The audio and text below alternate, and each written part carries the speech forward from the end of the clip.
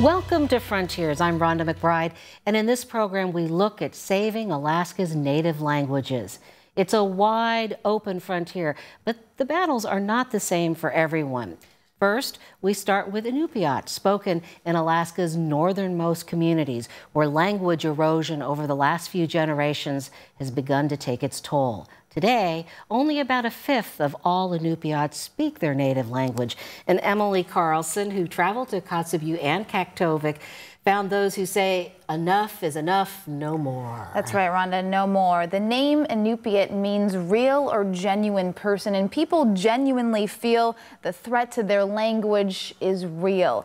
Alaska is home to about 13,000 Inupiats. The Alaska Native Language Center in Fairbanks says just 3,000 speak the language.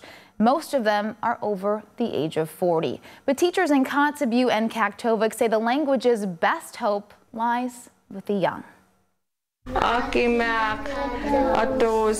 Teaching 3-year-olds is tough. Try adding in a whole new language. Sprinkle in long, complicated words. Their attention span is very short. And a 3-minute lesson can be a daunting feat. They want to play. I can't keep them very long to keep still and sit down. But Esther Davidovics has what seems like endless patience when she's teaching Inupiat. That's because she's passing down her ancestors' language. It's a labor of love. It's my first language, and I was willing to keep it up. It was taught to me by my aunts and uncles, my parents, grandparents. The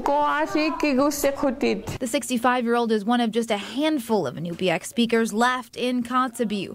She's afraid without dedicated teachers like herself, the Inupiat language could be silenced. When I saw that they needed help here, I thought I'd volunteer.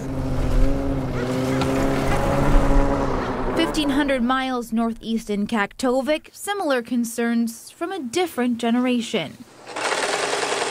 28-year-old Inupiat teacher Flora Rexford sees the language slipping away right in front of her eyes. A lot of the younger generation don't speak it or use it, or they'll use broken English. Flora grew up in Kaktovik, but moved away to the big city for college. But she always missed home, and when the Inupiat teacher here at the Harold Catholic School retired a few years ago, Flora felt it was fate and her ancestors stepping in. And it's a part of you, who you are, and without it, I think you lose your, cultural identity. When Flora got the job, she didn't speak fluent Inupiat, so she hit the books. Greetings, good morning. And now uses a modern medium to pass down the ancient language of her ancestors. She posts everything from the word of the day. Just cut them right down, find the bone. To the art of preparing a goose. All that I've known, or what my parents and grandparents have taught me, I pass it on to kids who don't have that opportunity or chance that I did. Flora's mom, Marie, grew up speaking Inupiat, but in grade school was forced to speak English. And I used to always get hit on my hand with a ruler, really hard. You know, those rulers hurt. Look. Since then, Marie mostly converses in English. Another postcard? Even with other Inupiat speakers. When I asked her what language she speaks at home with her husband, Marie hung her head, her voice filled with sadness. English. English. English. Sad. I tried to have him speak Inupiat, and then we just go right back to English. The fear that her culture is drowning amidst American technology is real. So real, Marie quickly runs through the Inupiat alphabet to make sure she remembers.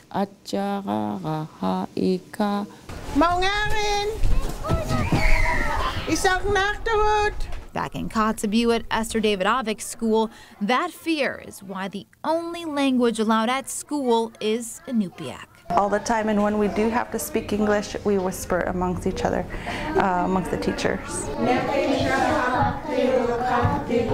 Janine Sato is the director here at the only private Inupiat immersion school in the country. School. Janine says it shouldn't be difficult for Alaskans to sound out Inupiat words. It's hard to pronounce, it's hard to speak the language, right? But time and technology are taking its toll. Because it's hard to come up with new words like computer or iPad or even a cell phone, in our language. So when we have to incorporate those English terminology in our everyday use. The model is simple. Dedicated, experienced teachers like Esther reaching small groups of kids at a very early age. In Kaktovik, a different approach. A millennial using social media as a tool to inspire teens. Their methods may be generations apart, but their desire to save their language and their culture comes from the same place, the heart. The Nakatcho Alaskeg School in KTVA currently has 15 students, but they have a capacity for 20 and a waiting list, but they need teachers. They currently have 2 openings for Inupiat language teachers, Rhonda. So, Emily, how do they fix that? How do they get those teachers? It's really frustrating. They've gone through all the traditional routes to try to get those teachers. Now they're going to the community colleges, recruiting teachers any way they can. The teachers are growing older, and there's the fear that there's not enough younger teachers. So right now there is no solution. So what are some of the other problems involved? Well, you heard the cell phone issue. There's so much technology out there that students go home and they're worried that they're on their cell phones and their computers and they're not learning, they're not excited about the language like they used to be. So do young people have a desire, despite all the technology, do you see this desire to learn the language? Well, that's why Flora's on Facebook. She's using modern technology to get the kids excited again, and she wants them to really speak it at home too. It's disappearing from houses too, so as much as parents can speak it and grandparents, to get the kids excited about speaking the language. Family is always the key. Thank you, Emily. Sounds like you had a great trip.